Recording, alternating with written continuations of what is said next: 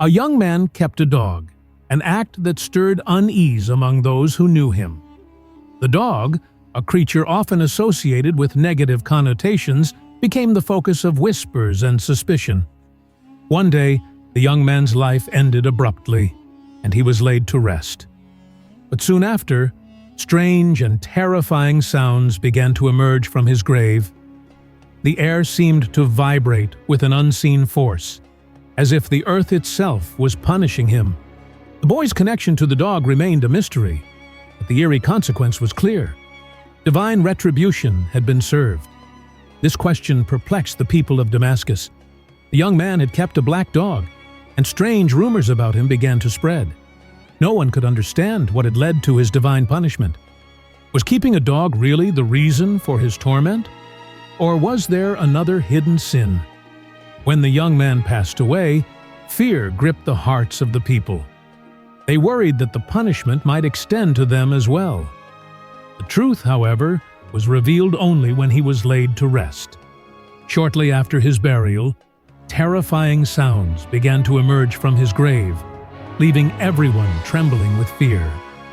It became clear he was facing severe punishment, but the exact cause remained a mystery. The weather in Damascus was unusually pleasant, with clouds scattered across the sky like tufts of cotton. A fresh breeze filled the air, and the city exuded peace and happiness. In the heart of the city lay a bustling marketplace, alive with the hum of daily life. Children played in one corner, women shopped for household goods, and the elderly sat in the open air, immersed in conversation. Across from the marketplace stood a row of red brick houses, each consisting of 2 rooms. This neighborhood was known for its calm and safety, allowing young women to roam freely and enjoy their time with friends.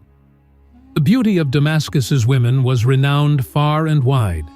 Their captivating faces, radiant charm, and deep eyes mesmerized everyone. It was said their presence added color to the very atmosphere of Damascus. One afternoon, when the sun shone brightly, a sudden commotion broke the stillness. A child ran through the market, announcing, "Come one, come all, the juggler is here. The juggler is here." The young women quickly emerged from their homes, gathering in the middle of the market. Smiles lit up their faces, and their eyes sparkled with curiosity. Every week, the juggler would arrive to entertain the crowd with his fascinating tricks. The juggler always brought along a new and interesting animal, trained to perform stunts. People watched in amazement, applauding his skill. Children eagerly awaited his performances, while even the elderly and women found joy in them.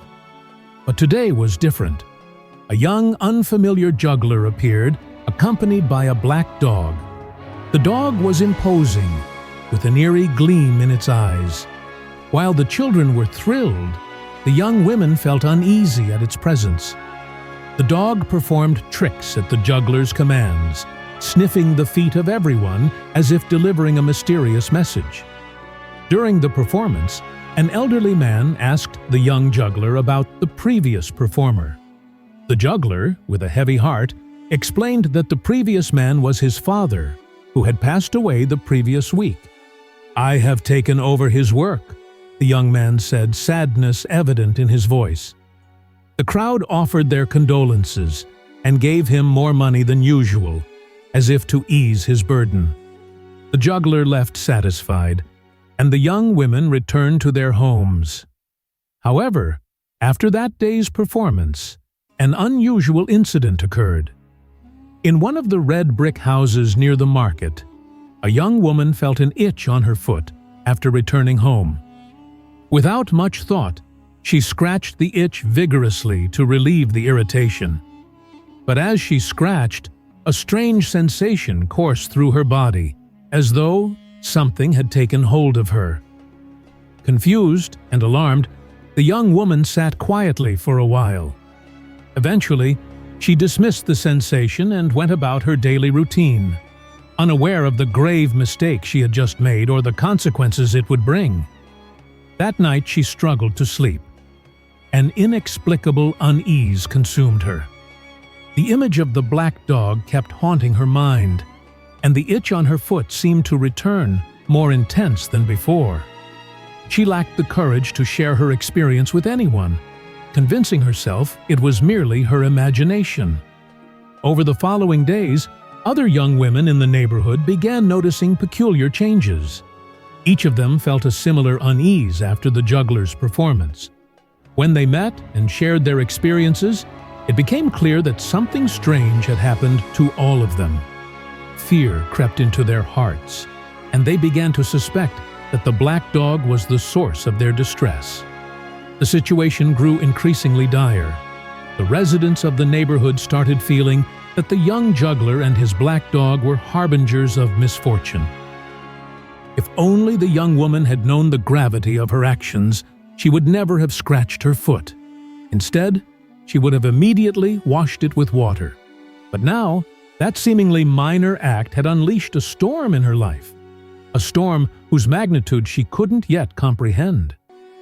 The young women's fear grew as days passed, and the once peaceful neighborhood fell into an uneasy silence. Some of them began avoiding the marketplace, hoping to escape the dog's ominous influence. Others turned to prayer, seeking refuge in their faith. As word of the events spread, people from other parts of Damascus began whispering about the strange happenings in the neighborhood.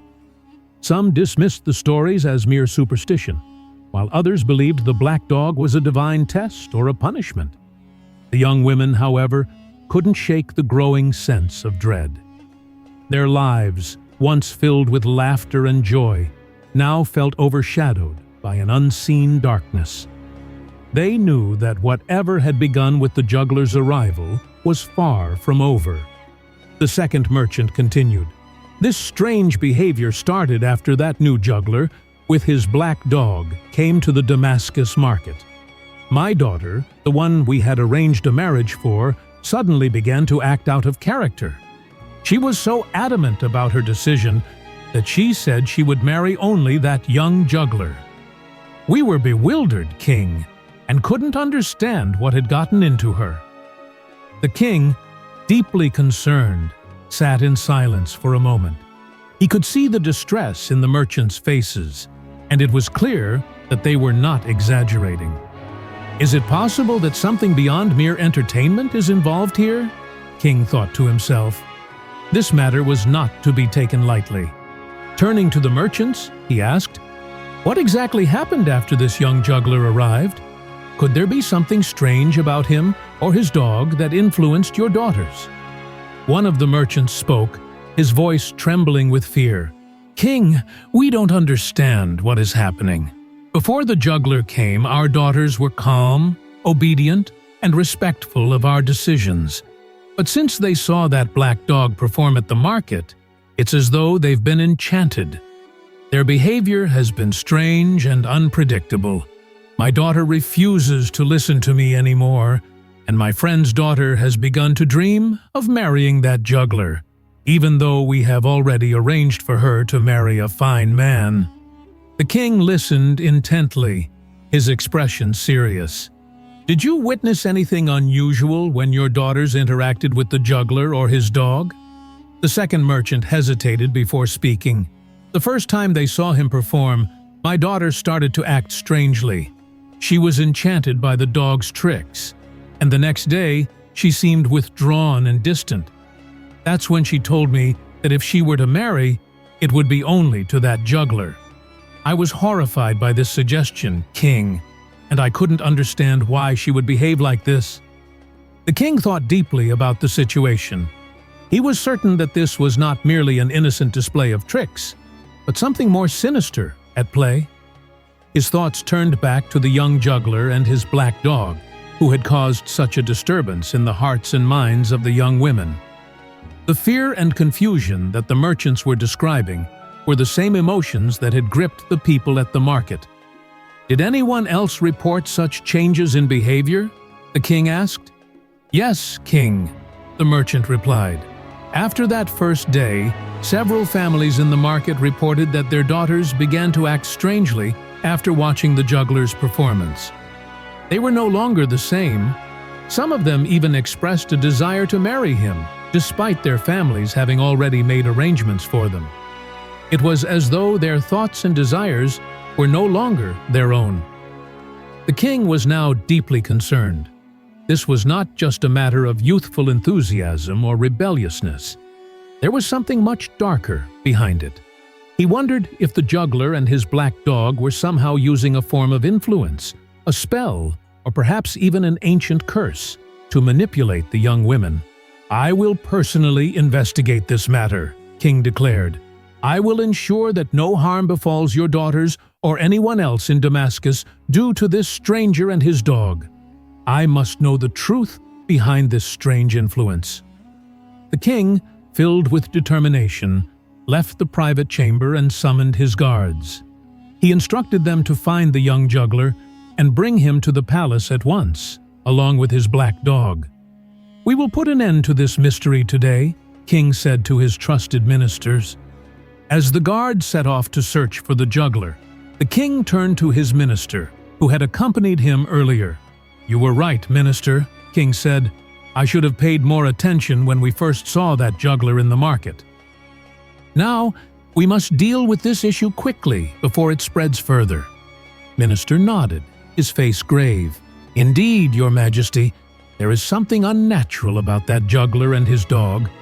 I have heard rumors that this man has traveled from distant lands, bringing with him strange and forbidden practices. It seems that he has a mysterious power over the young minds of those who witness his performances." The king was troubled by the minister's words. Could it be that this juggler is using dark magic? He wondered. Could he truly be manipulating the thoughts and desires of these young women?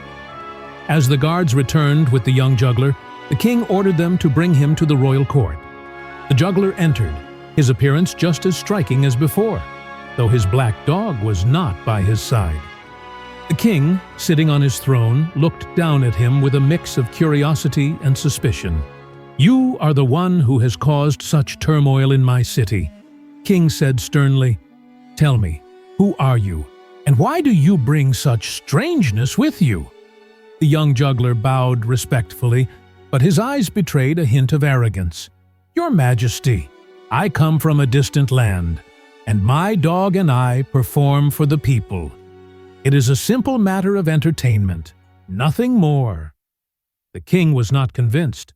"Do not lie to me, young man. Your performances have disturbed the minds of the young women of Damascus, and their families have come to me with troubling reports. What is the truth behind this behavior?" The juggler's demeanor faltered slightly, but he quickly regained his composure. "I assure you, king, that there is no ill intent. My dog and I are simply performers, and our acts are meant to entertain, nothing more." The king leaned forward, his gaze intense. "Do you think I am a fool? The changes in the young women cannot be ignored. You have influenced them, and I demand to know how." The juggler hesitated for a moment before speaking. "It is true, your majesty, that I have abilities that allow me to connect with the minds of those who watch my performances. My dog, too, has an extraordinary nature that can influence emotions. But I mean no harm. I only wish to entertain." The king was silent for a moment, his mind racing. This was no ordinary juggler, and his dog was no ordinary animal. The young man's words confirmed his suspicions, and he now understood the gravity of the situation. "Your acts have caused great harm, and for that you must leave my city immediately," King decreed. "You will never return to Damascus, and you will never perform again." The juggler, realizing that his charm had failed to sway the king, bowed his head and left without protest, knowing that his time in Damascus had come to an end. The young juggler with his black dog had captivated the young women of Damascus. Whenever he came to the market, all the girls, including our daughters, would eagerly gather to watch his tricks. One day, my daughter, for whom I had arranged an excellent marriage, suddenly started becoming angry over every small matter. When I asked her what the problem was, she bluntly stated that if she were to marry, it would only be to that young juggler who performed in the market. Upon hearing this, King Muazzam was taken aback. The merchant continued, "King, I was stunned by her words. I tried to explain to my daughter that her marriage was already arranged, and that this young juggler had no place in her life. But my daughter swore that if her engagement was not broken and she could not marry that juggler, she would expose the truth to everyone, how she liked him, and how her parents were not respecting her wish." The merchant sighed deeply as he spoke. "King, if it were only about this, perhaps I could have indulged my daughter's desire, because nothing is more important to me than her happiness." But then, something strange happened. A week later, I met my fellow merchant, who was sitting quietly in his shop, crying. I asked him why he was so distressed, and he told me that ever since the black juggler arrived, his daughter had been feeling unwell, losing interest in everything, and constantly seemed fatigued. The second merchant continued, "When I asked him what his daughter wanted, he told me that she too wished to marry that young juggler. She even went as far as saying that if her marriage to him wasn't arranged, she would take her own life." Hearing such words from my own daughter made my worry deepen even more. The two merchants had come together, sharing their concerns with King. "King, we have thought long and hard before coming to your court. Why would two young girls fall madly for the same juggler? There is something wrong here, something hidden from us. We have decided to present this matter to you because it has become a serious issue for the state." They continued, "It seems that the young juggler has come with impure intentions. The way he is leading these young women astray is unacceptable. Today, our daughters have rebelled against us, but tomorrow, all the daughters of Damascus will rise against their parents, wishing only for this juggler. We ask you to find a solution to this problem." With that, both merchants fell silent, and King sat deep in thought. He wondered what it was that could cause two young women to become so obsessed with the same juggler and insist on marrying him. He promised them, "I will do my best to solve this issue.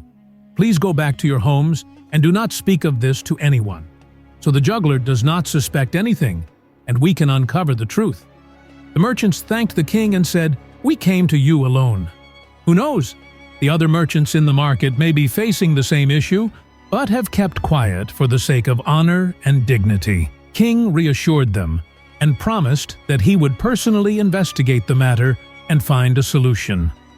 After the court session ended, King called for his special spy and gave him a message. "Tomorrow at noon, go to the famous market in the center of Damascus and find out on which days and at what times the young juggler performs. Observe all his activities and report back to me by evening." The spy obeyed King's command and set off to the market the next morning. It was a busy day as usual, but the spy's eyes were constantly searching for the juggler. He soon learned from a shopkeeper that the young juggler typically came on a certain day of the week, but recently he had started performing every day. The spy made his way through the market, watching closely for the juggler's arrival. Finally, as evening approached, the spy saw the juggler with his black dog performing tricks. The dog performed various stunts, and the juggler had the crowd's full attention. The young women were also there, watching with fascination. When the performance ended, the juggler left the market with his dog, and the spy, feeling strange, began to experience physical weakness. He dismissed it as mere fatigue, but noticed that his steps were becoming heavy, and he struggled to walk at a normal pace. By evening, when the spy returned to the palace, King noticed his condition and asked, "What happened to you? Why do you look so exhausted?" The spy, panting, replied, "I observed the juggler's performance closely, but on my way back I suddenly felt unwell and became fatigued. I thought it was just exhaustion." King permitted the spy to rest, but privately felt that something strange was going on. He couldn't shake the feeling that this was not a simple case of fatigue. The next morning, the spy left for the market again, as instructed by King. But by nightfall, the spy had not returned. King grew anxious and paced through the palace, growing increasingly frustrated by the delay. The reports from the merchants still echoed in his mind, and he was determined to get to the bottom of this mystery. The idea that two daughters had become so infatuated with the same juggler troubled him deeply. As King waited impatiently, he wondered what this could mean for the future of Damascus. The influence of this juggler and his black dog was spreading rapidly, and the consequences seemed far more sinister than anyone had anticipated. King realized that this issue was not just about rebellious daughters, but something far more dangerous, a force capable of shaking the very foundations of his kingdom. King's thoughts raced as he waited for the spy to return, knowing that the time to act was fast approaching. What was the source of this strange power? Was it the juggler's dog, or something more? King had vowed to find out, but the path to the truth was becoming more unclear with each passing hour. However, no word had yet arrived. King's anxiety was increasing, and he silently prayed that the spy would return soon. After a while, he finally saw the spy entering the palace. King stopped him and asked, "Why did it take so long? Have you gathered all the information?" The spy replied in a tired voice, "King Muazzam, as soon as you gave me the order, I immediately set off for the Damascus market. By noon, I was still waiting for the young juggler. I found out that he used to come once a week, but now he has started coming daily.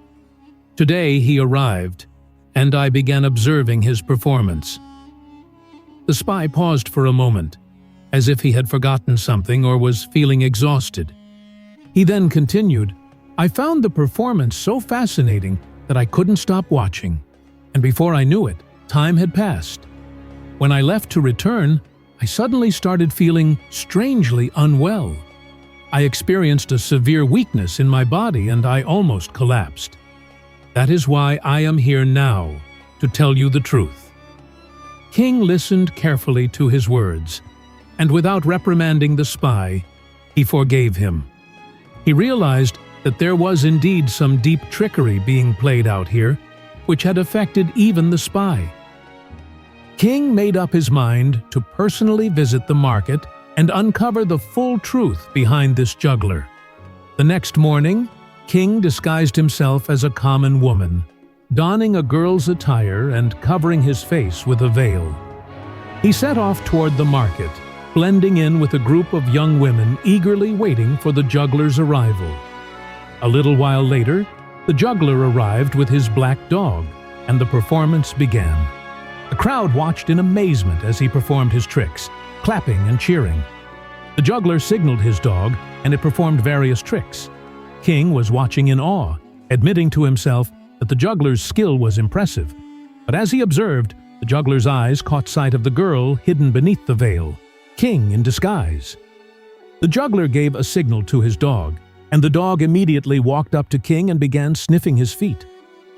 King felt an unsettling sensation as soon as the dog reached him. He realized that the juggler had made a specific gesture to the dog. The juggler called the dog back, and something was quickly applied to its tongue. This all happened so swiftly that no one else in the crowd noticed, but King's keen eyes did not miss the movement. As soon as the dog sniffed his feet, King felt a strange sensation rush through his body. A mysterious unease filled his heart, and a tingling sensation spread throughout his body. He quickly pulled his feet back. Once the performance ended, the juggler turned and looked back at King, still disguised as a girl, with a curious look. His eyes sparkled mischievously, as though he was engaged in some deeper plan. After he left, King decided to return to the palace. As he walked away, an intense burning and itching sensation suddenly started in the spot where the dog had sniffed his feet. The discomfort was so severe that King felt like sitting down right there to scratch his feet. But he controlled himself. A sharp, needle-like pain prickled through his foot, and the discomfort grew unbearable. Yet King remained calm and composed, managing to mount his horse and head back to the palace. By the time King arrived at the palace, tears were in his eyes, and the physical pain was intensifying. He immediately sent for the royal physician. When the physician arrived and examined King's foot, he ordered hot water to be brought and began applying a cloth soaked in it to King's foot. The soothing warmth brought some relief, and the pain began to lessen. The physician looked up at King and said, "King Muazzam, this is a very dangerous powder that has been applied to your foot. It is used to control a person. Once it enters the body, it temporarily removes one's ability to think clearly. During this time, if someone gives the person an order or suggestion, they will follow it without question. This is a very rare poison, made from a special herb, and it is not accessible to just anyone." King sat in deep thought upon hearing this. He realized that the juggler was no ordinary performer. The thought of how the juggler had used the powder on the dog's tongue to manipulate the young women made him furious. King understood now that the juggler was using this powder for a specific purpose, to turn the innocent girls into his puppets, following his every whim. King's anger grew as he pondered the severity of the situation. The powder, which had been used to control his thoughts, had now taken its toll on the women in the market. They had unknowingly become puppets, manipulated by the juggler's dark power. King felt betrayed by how easily the juggler had exerted control over the people, using his dog and his tricks to gain influence. Determined to put an end to this, King knew that he had to stop the juggler and rid Damascus of his nefarious influence. He could no longer allow such dark powers to manipulate the people under his rule. King vowed that he would confront the juggler directly and put a stop to his evil ways, regardless of the cost. He instructed the physician to prepare a treatment to counteract the effects of the powder, but his thoughts remained focused on the juggler. King knew that he would have to act quickly and decisively to protect his people from further harm. As the physician worked on his foot, King's mind raced with plans to expose the juggler and restore order to the city. He would need to act fast, but he had no doubt that this issue would not end with just one encounter. The juggler's influence had spread far, and it was up to King to make sure that it ended before it was too late. King immediately gave the order to arrest the juggler, and he was locked up in the palace prison. After securing the juggler, King realized that there was a deeper issue at hand. The young women of Damascus were being manipulated, and something needed to be done to stop it. King felt it was necessary to take additional steps to protect the women of the city from falling further under the juggler's influence. He had to act swiftly and decisively. He decided that the best course of action was to summon several of the city's most prominent young women to the palace, especially those who frequented the market where the juggler performed. These girls would be questioned to see if they had fallen victim to the same manipulations. King knew that if even one of them had been influenced, then there was a much larger threat to the well-being of Damascus's youth. As the royal order was given, the chosen girls were escorted to the palace. When the girls arrived, King welcomed them into the grand hall. They stood nervously in front of him, feeling uncertain about what was going to happen. King, ever wise and composed, approached the situation with great care and gentleness. He did not want to frighten them, but he had to get to the bottom of this matter. Looking at the young women, he softly asked, Has any of you experienced a strange itching or discomfort in your feet after watching the juggler perform his tricks? The girls looked at each other, confused and unsure about how to respond. It was clear that they were all wondering if they were the only ones who had felt such an unusual sensation. King's question hung in the air, waiting for a response. Slowly, one by one, they began to look down, hesitant, but realizing they had experienced something similar. After a moment, 4 of the girls stepped forward and confessed. They had all felt the itching sensation in their feet after watching the juggler perform. And when they scratched their feet, they felt an inexplicable compulsion to return to the market and watch the juggler again. The confession was a turning point. King's heart sank, but he also felt a sense of urgency rise within him. He immediately ordered the 4 girls to sit down while the others were allowed to leave. The king's heart was heavy as he listened to their stories. The revelation that so many of the young women had been affected filled him with anger and sorrow. His mind raced as he thought about how the juggler had preyed upon their innocent emotions. King, determined to uncover the full extent of the juggler's manipulation, summoned the parents of the 4 girls to the palace immediately. The parents arrived, visibly distressed. As soon as they entered the palace, they knelt before the king, deeply concerned about their daughter's strange behavior. King, his expression serious, asked them to speak freely. The parents, their voices filled with anxiety, explained how their daughters had become obsessed with the juggler. The girls had expressed their unwavering desire to marry him, and some even said that if their wishes were not fulfilled, they would take their own lives. King's anger deepened, and he could feel his frustration rising. This was no longer just about a juggler entertaining the crowds. It had turned into something far darker, with young lives at stake. King reassured the parents, his voice filled with resolve. "Do not worry," he said, his tone softening as he spoke. "What has happened to your daughters is not hidden from the eyes of Allah. I promise you that we will uncover the truth behind this juggler's wicked manipulations and ensure that he is held accountable for his actions." As King comforted the parents, one of the 4 girls began to cry uncontrollably.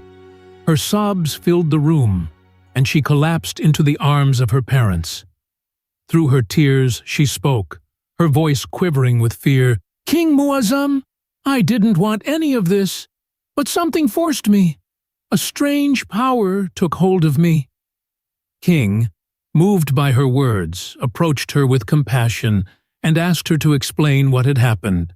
The girl, still shaking, spoke about her experience after watching the juggler's performance.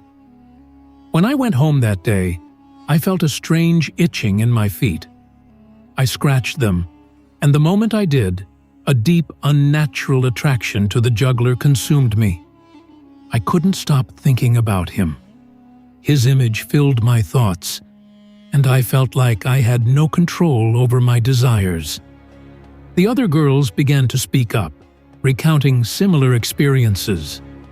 One girl shared how the juggler had appeared in her dreams, trying to lure her into the forest to be with him.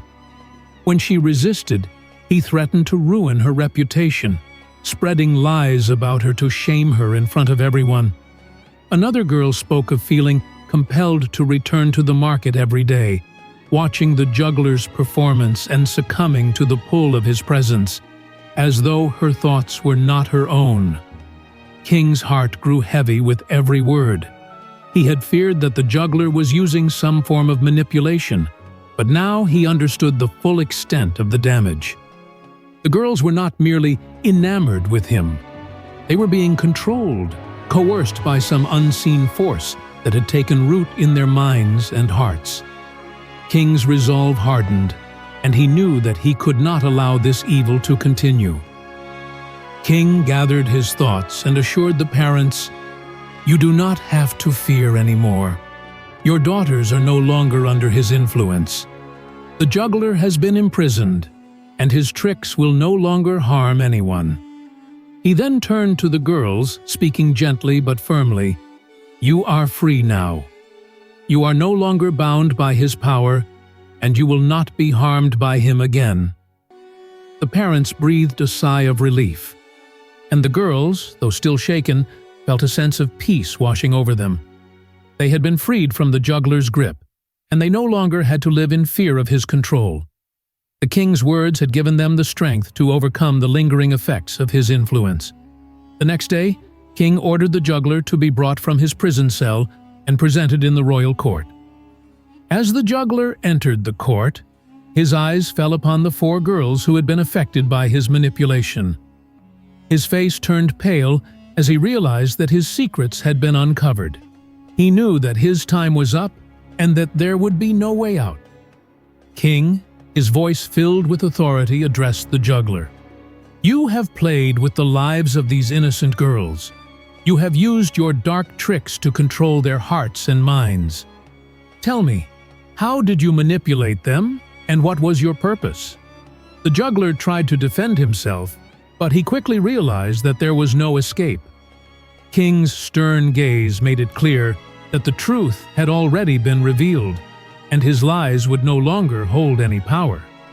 Finally, the juggler confessed that he was a spy from a Christian empire, and his goal was not to entertain the girls of Damascus, but to carry out a demonic plan. He revealed that this conspiracy had been orchestrated by his masters, with the sole aim of gaining control over the beautiful and virtuous girls of Damascus, to use them to corrupt the Muslims. The juggler further explained that he had used a special powder, which he applied to the dog's tongue, to control the girls through magic. This powder was given to him by the doctors of the Christian Empire. The objective was for the young women of Damascus to fall under his control, so he could manipulate them and cause harm to the Islamic State. Upon hearing this, King was filled with rage, but he held his temper and said, "You have plotted against Islam, but by Allah's grace, your vile face has been exposed." The decision was made. He would face the juggler's consequences. The juggler was taken back to the prison, where fear and regret began to consume him. Days passed, and his condition worsened, with divine punishment pursuing him. Eventually, his health deteriorated drastically, and he began to scream in agony. His cries echoed through the prison, and the guards were terrified. They notified King that the juggler's condition was rapidly declining, and strange symptoms, as though some supernatural punishment had befallen him, were evident. King, suspecting that Allah's wrath had indeed descended upon the juggler, contemplated the severity of the situation. A few days later, the juggler breathed his last in the prison. His death sent a wave of fear throughout Damascus. People were shocked to hear that the man who had manipulated innocent girls with his demonic tricks had met his end in prison, struck by Allah's wrath. This became a warning, and the people vowed to learn from it, ensuring they would never fall prey to such deceitful machinations again. As the time for his burial arrived, soldiers were sent to remove his body from the prison. As they carried his body, a sense of revulsion and dread filled the air. The people who gathered to witness this could not look at the juggler's corpse without feeling hatred and disgust. The burial was arranged in a nearby cemetery, but as his body was lowered into the grave, something terrifying happened. Moments after his body was buried, horrifying screams and noises erupted from the grave, sending shockwaves through the soldiers and anyone nearby. It felt as though the juggler was undergoing an intense, unimaginable punishment within the grave. The eerie sounds from the grave were so terrifying that the soldiers, with their faces pale, could not help but flee. It became clear to everyone that this was the divine wrath descending upon the juggler. The news spread quickly throughout the city like wildfire. Everyone was astonished, wondering why Allah's punishment had come upon the juggler with such intensity. Some believed that it was a sign from Allah, a warning to the people of Damascus. They understood that the juggler's attempt to toy with the emotions of innocent girls was a great sin, and his punishment was a clear message to all. The news soon spread that the juggler's death and his terrifying fate were linked to his use of the dog in his schemes. People began to wonder if the curse was a result of the dog or if there was something deeper involved. In Islam, there are clear guidelines about the use of dogs. The Prophet Muhammad, peace be upon him, said, "In a house where there is a dog, angels do not enter." Sahih Bukhari. It is also mentioned that dogs are only permitted for specific purposes such as hunting, farming, or guarding livestock. Keeping dogs as pets is discouraged and could result in displeasure from Allah. The juggler had used the dog to deceive and manipulate innocent people for his evil purposes, which led to his punishment. It soon became clear to the people that the wrath of Allah had descended upon him because of his sins and manipulation. Many began to reflect on their own actions, considering whether they too had fallen into sin or strayed from the path of righteousness. The story of the juggler's death spread throughout the city, and people began to feel a deep sense of reverence for the lessons it taught. They became more cautious in their actions, understanding the dangers of manipulating others and the severe consequences of engaging in such evil schemes. The king also made it a point to remind everyone of this event, using it as a lesson for the people. He ordered scholars to visit different parts of the city and share this story with the people, so they would learn from it.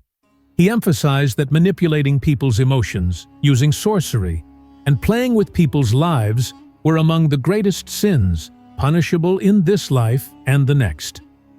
King reminded everyone that the juggler's fate was a clear example of what happens when one plays with the lives of others for personal gain.